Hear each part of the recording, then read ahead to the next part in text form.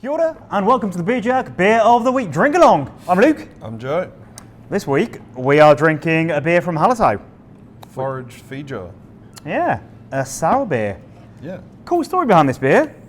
It's a bit of a community project. Yeah, I think it started out life as a collab with Everybody Eats, who are, I presume, not-for-profit sort of cafe and restaurant where people can pay as they're able for their meal. Yeah. And the meal's all using sort of rescued ingredients and foraged ingredients by local chefs. Yeah, really cool project. Yeah, it is How do cool. you feel?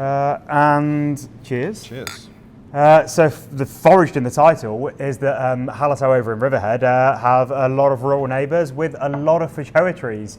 Just when Feijoa season comes round, it's obviously the greatest time of the year, or maybe quite an annoying time if you don't like Feijoas. I'm not huge on them. Because everyone's just giving away bags of Feijoas Yeah. with the trees. So they decided to make the most of that and get all of their neighbours to bring in some bags of Feijoas, which they exchanged for beer, I think, when the final Yeah. product was done. I'd say so. So pretty nice crop, good ingredient, free, Yeah. delicious. Yeah, very abundant.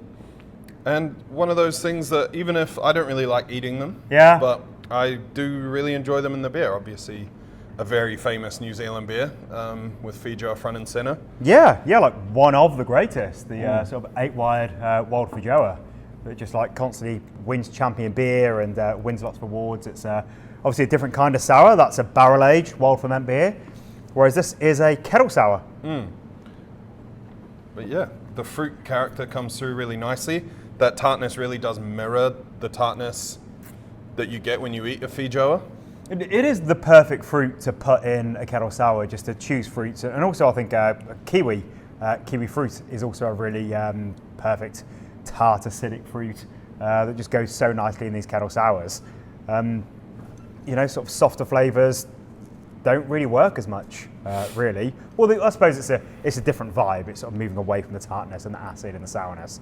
But yeah, this works nicely, and it's as we said before, it's a bit of a divisive fruit. So if you hate Feijoas, you might not be into this beer. Yeah, it's probably one of the most unique fruits, like taste-wise, I can think of it.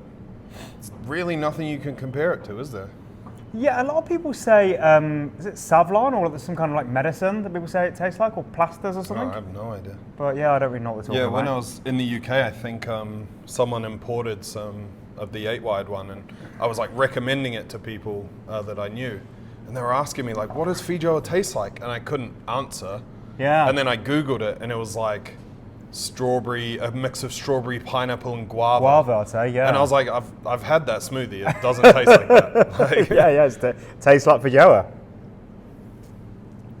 Which is a Chinese fruit, I believe. I have no idea. Yeah, yes, it is South introduced. American because of the name.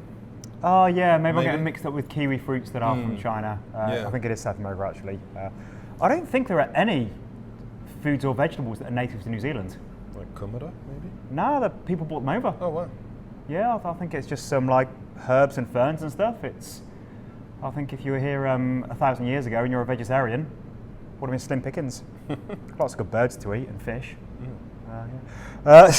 So Hallertau, you may know them, we may not. If you're in Auckland, it's quite likely you've been to their place out west. Bit of a West Auckland icon, really. Just a super popular and successful family venue. They do really excellent food. The jalapeno poppers are brilliant and rightfully famous. And yeah, a real family-friendly sort of place. Go there on a Sunday afternoon, absolutely packed with people. And a nice bit of a destination venue. It's a spot in the countryside, as much as sort of suburbia is encroaching and growing out of Auckland. Still a lovely place to visit next to Riverhead Forest, which is a really awesome place to go running and go cycling. And now they've got the joint in Clevedon, which opened a couple of years ago or so. They had one on K Road. It's much more my flavour than Rainbow's End. But Chipmunks with beer. That's not what the venue's like. Definitely isn't. Although it's a good place to go. I don't really like driving anywhere to drink beer. It's so counterintuitive. No. But yeah, the place on K Road Love closed Bucket. like 2 weeks after it was just Hallertau Tap after Love Bucket. Yeah. Closed like 2 weeks after I moved back to New Zealand. And I haven't actually been out Kumeu or Clevedon, but must go out. Clevedon has a lovely farmers market. Okay. And a Hallertau, so yeah, good beer. 2 good reasons to good pop on the jalapeno weekend. poppers apparently. Yeah. And so it's Steve and Hayley Plowman that started Hallertau many years ago. Steve, the self-styled captain of beer. And just a really nice crew over there. Really tight brew team. Paddy's doing some really good stuff. We know Matt, who used to work at 8 Wide, talking of which, who's a mate that comes along to run clubs every Monday. So always interesting to hear what's happening over there.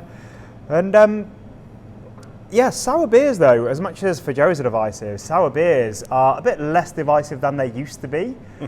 We actually were just talking about this and looking back over the almost 10 years of Beer of the Week beers.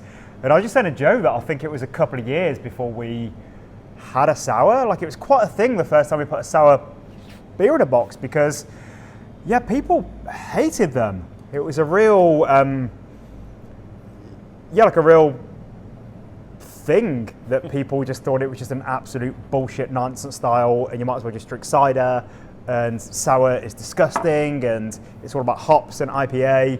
So of course this was long before hazy pale ales and IPAs as well.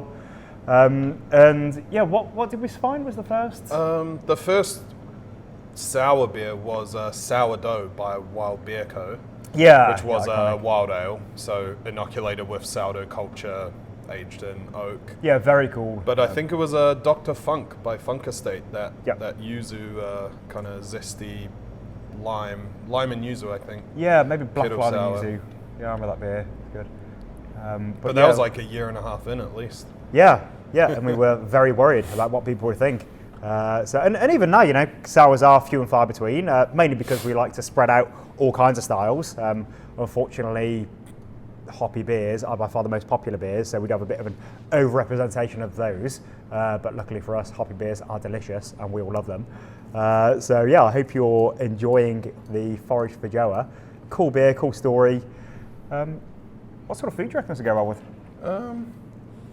Probably something like quite rich, like a braise or a burger. Yeah. And wine and cheese. Not wine, cheese and fruit and cheese. I last night I made a like a burrito bowl with sort of black beans and salsa and stuff, and I had a load of bocconcini balls that I put on top. Yeah. I reckon that would have been good. Cuisine is that, yeah? You're like offending a lot of people with that. We're just Mexican, but with some like lovely fatty, like some bland, like creamy Oaxaca cheese. man. Yeah, that could have been good. Yeah. Fatty stuff, cheese. I would say so. Yeah, it's a lovely. It's just like smelling it before. I reckon a bit of wheat used in there.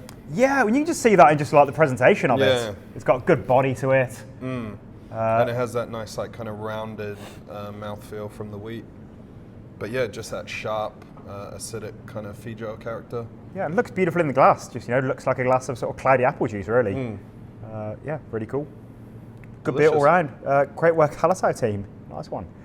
Other stuff going on. You just launched a fruity mix box today. Yes. Yeah. The fruity drop. Yeah, the fruity drop. Had a few of these left over.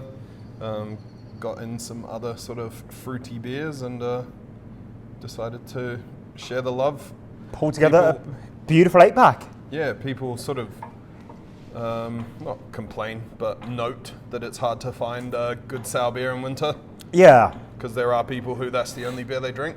Yeah. And so cool mix. Can grab it together with the dark drop. So for the sunny days you have an option, and for these days you have an option. It's been pretty miserable in Auckland. It has been a bit grey. Well, just getting it out the way for Auckland Beer Week. It's going to be amazing.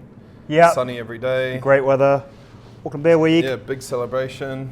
Kicks off on Saturday right here at the Small Gods Tap Room, where we've got Winter Nano Fest. And we've just looking at a palette of awesome beers that have arrived from Canterbury. So Joe has been hustling hard, ringing around all the Canterbury Christchurch brewers, getting them to pull together, and because shipping across the Tasman, not the Tasman, the, what's that sea called?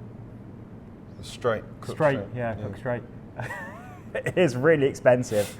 So if you can just ship a pallet together, that makes it way easier for brewers and for venues. So a whole bunch of really cool beers coming up from Canterbury. Yeah, so small breweries that you may not have heard of, like Test Lab, Eruption. Yeah. Slightly bigger, but still very small and hard to find. Southpaw, Wigram. Yeah. I'm forgetting two. Oh, we've got an Emporium beer. Yeah. And this is really bad of me. From Canterbury. Oh, it's Test Lab. Yeah, check it online anyway, or just come here on Saturday and we'll see. I'm really sorry if the brewer who I just forgot is watching this. As amongst all the people that are watching on YouTube. And yeah, locally we've got beers from Beanbag. Beanbag, who are just kind of starting up. Yeah. Our mates St Leonard's down the road.